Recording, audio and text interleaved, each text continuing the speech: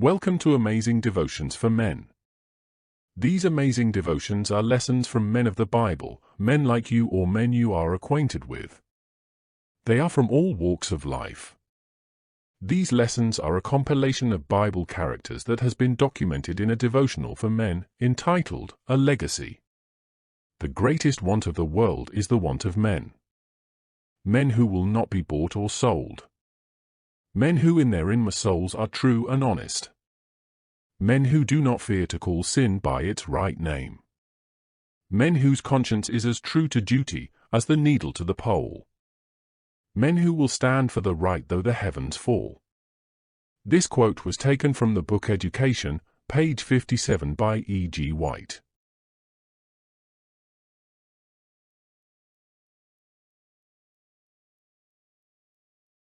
Today's devotion are lessons that can be learned from the sons of Eli, Israel's high priest, who held the office of priests, but were living double lives.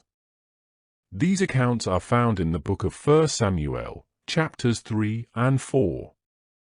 Eli, Israel's high priest, was the father of Hophni and Phineas. They were of the tribe of Levi. His sons were dedicated to officiate as priests. Though they were priests, their behavior was not representative of their office. They were a pair of vile, contemptible, and impertinent men, whose behavior was intolerable to God and man. It was the priest's duty to offer sacrifices, atone for the sins of men, and adjudicate spiritual matters, but because of Hophni and Phineas' wickedness, their prayers, offerings, and services were of no effect and an offense to God. They took advantage of their appointment and distorted God's character.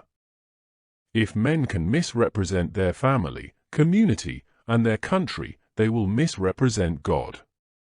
They will give onlookers the wrong impression of those they represent. In this case, Hophni and Phineas were misrepresenting God.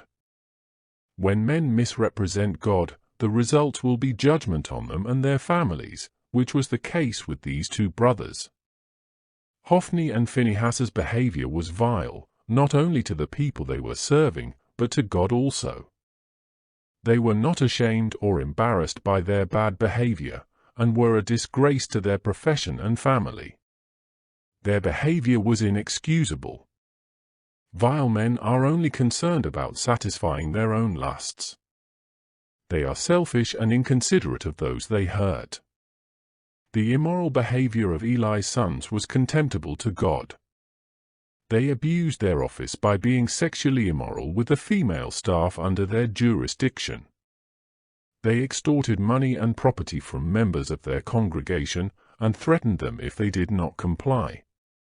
A contemptible man does not know how to behave in public, hold an important office, or manage God's business. Hophni and Phineas were given an opportunity to change their behavior, which they ignored, but disrespectfully continued. Their words were unkind and intimidating. Their performance was so offensive that they discouraged worshippers, which caused a spiritual decline.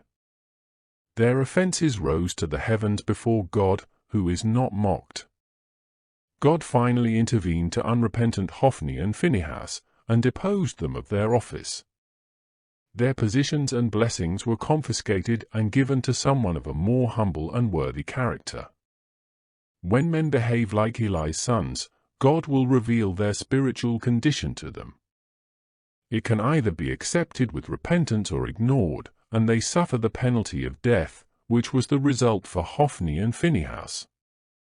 If you have been abusing your God-given office, allow the end result of Hophni and Phineas to be a lesson to you. They profess that they know God, but in works they deny him, being abominable, and disobedient, and unto every good work reprobate. Titus chapter 1 verse 16.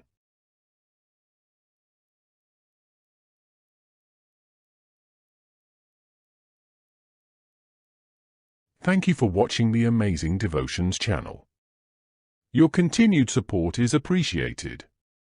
The next devotion is taken from the book of Judges, chapters 6 through 8. In these chapters are lessons about an amazing man named Gideon, who was discouraged until he had an encounter with God. By subscribing, you won't miss any of these amazing daily devotions. Remember to tell the men in your lives about lessons from amazing men of the Bible.